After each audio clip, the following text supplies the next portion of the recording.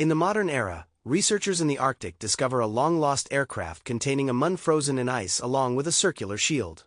In March 1942, during World War II, Nazi Lieutenant General and Hydra commander Johann Schmidt steals an ancient artifact known as the Tesseract, which holds immense godlike power, from the town of Tonsberg in German-occupied Norway. In New York City, Steve Rogers is repeatedly denied enlistment in the U.S. Army because of his frail build and weak health. While visiting the Stark Expo, hosted by renowned engineer Howard Stark, Rogers tries once more to join the military. After overhearing Rogers express to his close friend James Bucky Barnes his desire to serve his country, Dr. Abraham Erskine permits Rogers to enlist. Rogers is brought into the Strategic Scientific Reserve for a secret super-soldier program led by Erskine, Stark, Colonel Chester Phillips, and British MI6 agent Peggy Carter.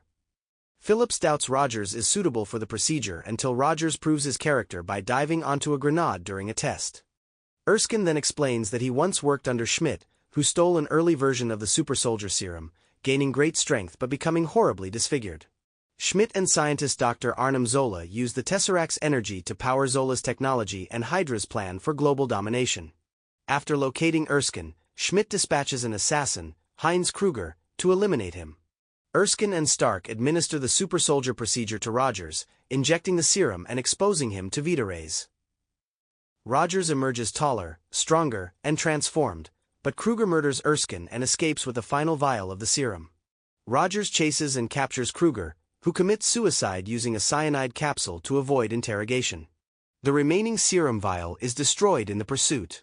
With Erskine gone and the formula lost, U.S. Senator Brandt turns Rogers into a patriotic symbol, Captain America, sending him on a nationwide tour to sell war bonds while scientists analyze his blood to recreate the serum. In 1943, while performing for troops in Italy, Rogers learns that Barnes's unit has gone missing after clashing with Schmidt's forces. Rogers convinces Carter and Stark to fly him behind enemy lines for a rescue mission.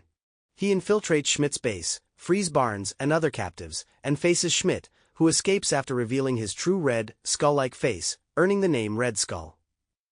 Rogers forms a combat unit with Barnes and the rescued soldiers, calling them the Howling Commandos. Stark equips Rogers with an improved suit and a round shield made from vibranium, a rare and nearly indestructible metal. Rogers and his team disrupt multiple Hydra operations, and a romance begins to grow between him and Carter. In 1945, the Commandos attack a train transporting Zola. They capture him, but Barnes falls from the train and is presumed dead. Information taken from Zola leads to Hydra's final base, and Rogers launches an assault to prevent Schmidt from deploying weapons of mass destruction against major U.S. cities. Rogers boards Schmidt's massive bomber during takeoff. In the ensuing struggle, the Tesseract is knocked loose, and Schmidt grabs it, opening a space portal that pulls him away. The Tesseract melts through the aircraft and sinks into the ocean. Unable to land without detonating the weapons on board, Rogers contacts Carter for a final goodbye before crashing the plane into the Arctic. After the war, Stark recovers the Tesseract from the sea but never finds the aircraft, and Rogers is declared dead. Rogers later awakens in what appears to be a 1940s hospital room, but he becomes suspicious after hearing a radio broadcast of a 1941 baseball game he distinctly remembers attending.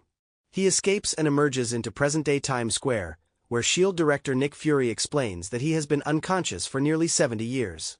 In a post-credit scene, Fury meets Rogers again and offers him a new mission with global consequences.